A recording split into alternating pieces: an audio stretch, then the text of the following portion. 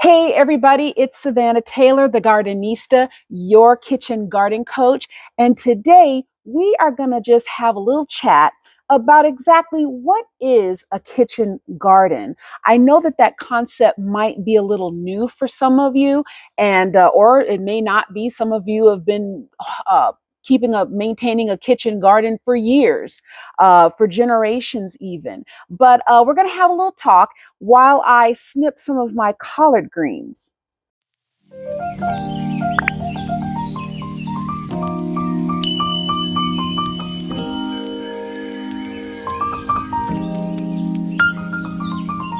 Okay, you guys, so the biggest difference between a kitchen garden and, say, a regular garden is that it is going to be separate from, say, a flower garden. If you have a flower garden, a rose garden, rose beds, or whatever, whatever flowers you like to grow, your kitchen garden is going to be separate because, of course, that's going to be where you grow your food for whatever you're preparing for your meals. Also, sometimes in a kitchen garden, people will grow plants, foods that are medicinal. All right. Historically, that also was part of what a kitchen garden was. It's not a large scale garden, it's usually very small. Sometimes your kitchen garden can pretty much be whatever you grow in a raised bed, such as this. Or maybe, like me, you have different pots around the house. You have maybe an indoor garden, and I did do a video about that. So if you want to know more about indoor gardening, I'll put a link down in the bottom to that, because you don't need a lot of space. And that's the great thing about kitchen gardens. You don't need a lot of space. You don't need an elaborate a layout. You don't need a lot of expensive equipment and greenhouses and all that kind of stuff. It's just as small or medium or big as you want it to be, whatever serves your purpose. So that is one of the wonderful things that I love about it. Now, as you can see here, I'm trimming off some collard greens for dinner tonight, and I also have some onions here. And if you want to know how to grow these onions are from kitchen scraps, believe it or not. And I've done a few videos on that. If you want to know how to regrow your onions from kitchen scraps, I'll put a link down in the bottom to the videos that I've done on that. But all of these beautiful onions are from kitchen scraps. And this is like about, I'm telling you guys, this is probably about the fifth or sixth time that I have clipped these onions, and they are coming back bigger and taller and more luscious and more plentiful. It's awesome. It really is awesome. And the rains have also helped a lot. Here in California, we've been getting a ton of rain. So, along with that, I just want to say too, I talk about often there are certain pillars, 5 pillars that I would encourage people to remember when you're growing a garden of any size, whether that be a kitchen garden, a, a larger scale, if you got a big old backyard like I do, and you got a whole big operation going on, or if you just got a farm, right? Okay, a homestead, as they call it. But there are certain things that you want to remember, and I will do more videos on these, but I'm just going to touch on them right quick. And the first thing is you always want to sow in good soil. Okay, that, my friends, is a whole video in and of itself. But I say that, depending on where you are in the country or around the world, your soil might have a lot of sand or it might have a lot of clay. And that's not really great for growing your food. You want to have a good balance. Now, let me tell you, I compost. I have compost, and I also do store-bought soil. And there is nothing wrong with buying soil. In fact, I encourage and I recommend buying the soil, definitely organic, okay, organic soil. But I recommend on the bag of soil that you buy that it also say indoor soil. Now, it might say indoor, outdoor, but as long as it says indoor, that's the type of soil that I highly recommend. And I'll tell you why.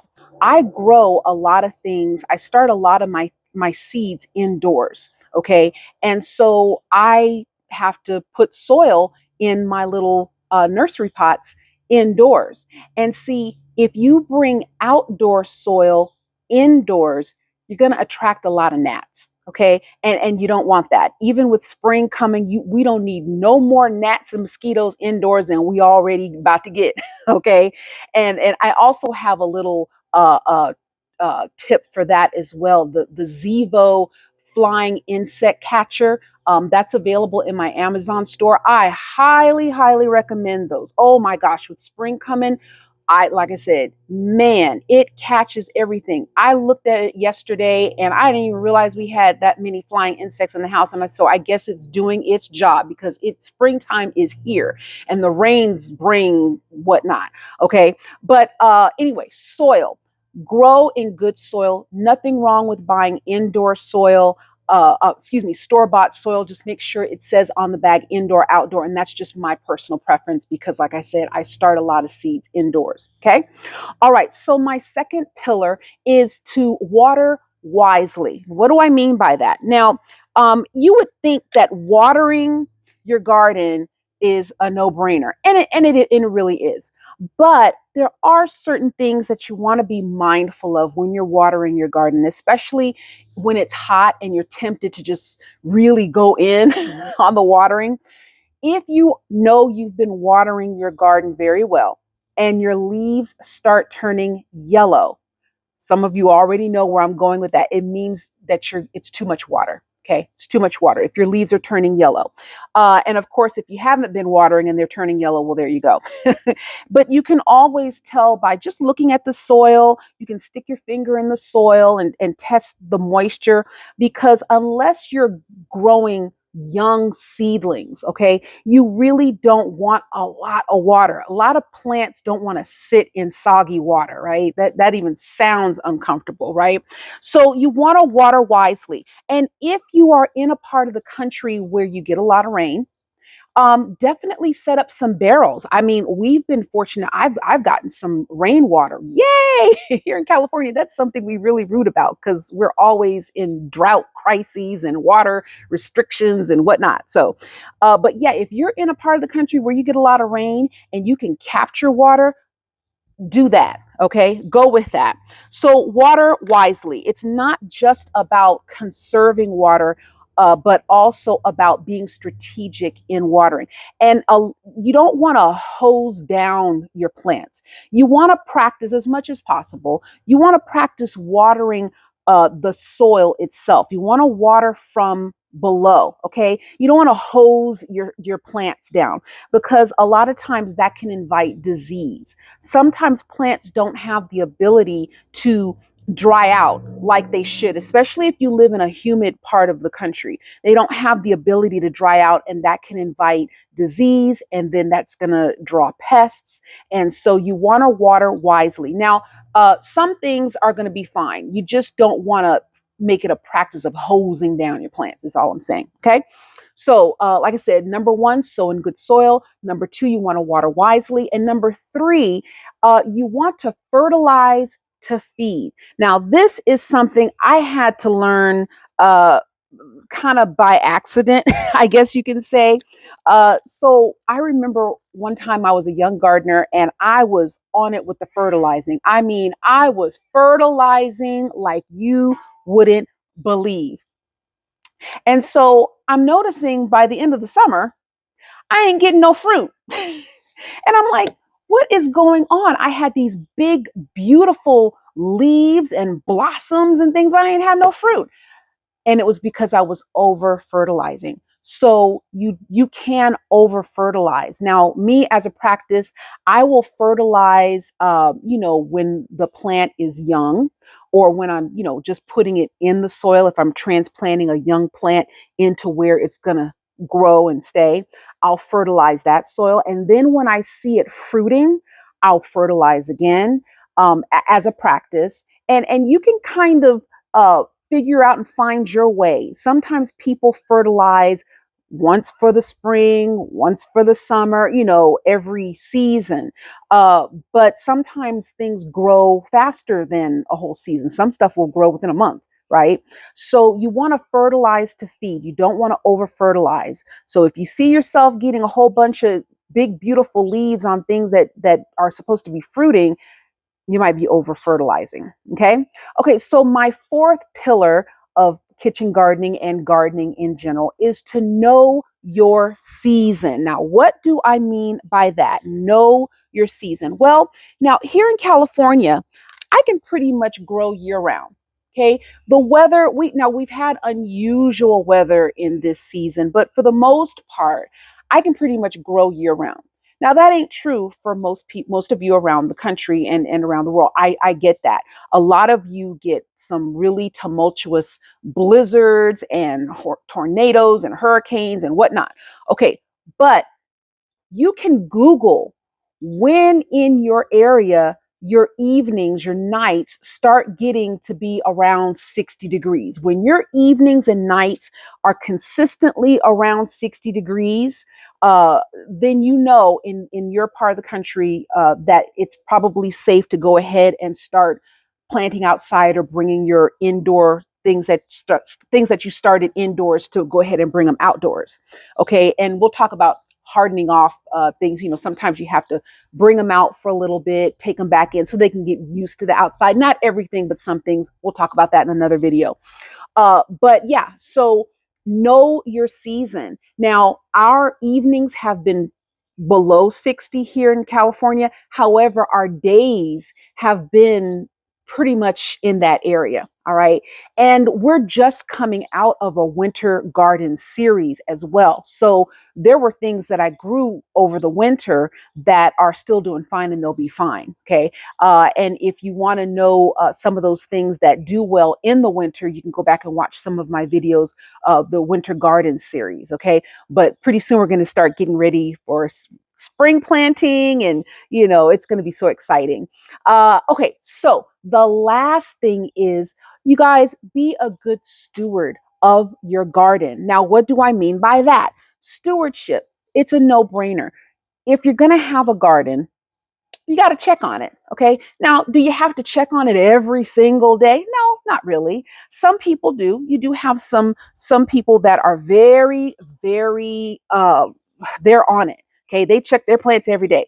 Well, now we like to travel. Okay. So sometimes I'm not going to be here to check on my garden every week. Now, I when we were in Hawaii this past summer and it was really, really hot.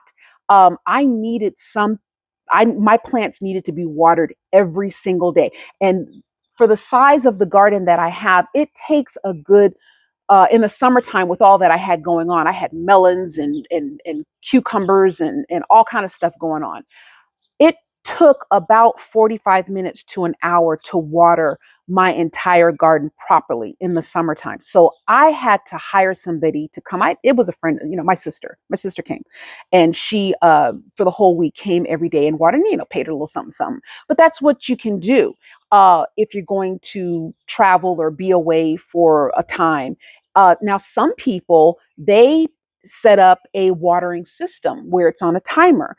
And if you have a handy person who knows how to do that piping water setup thing, hey, go for it. There's all kinds of creative ways that you can set up watering systems. And hey, YouTube University, honey, you can learn how to do anything. Now, personally, I just choose to have, like I said, my sister or somebody, a friend, a neighbor, come and water for me while I'm away. All right. But that's something else you can do. Now, before I close out, I just want to show you, I'm getting ready to snip these beautiful onions because they've gotten pretty tall. So some of them need to be snipped. And again, like I said, if you want to learn how to grow onions from kitchen scraps, I do have a video where I show you how to grow both these green onions as well as bulb onions.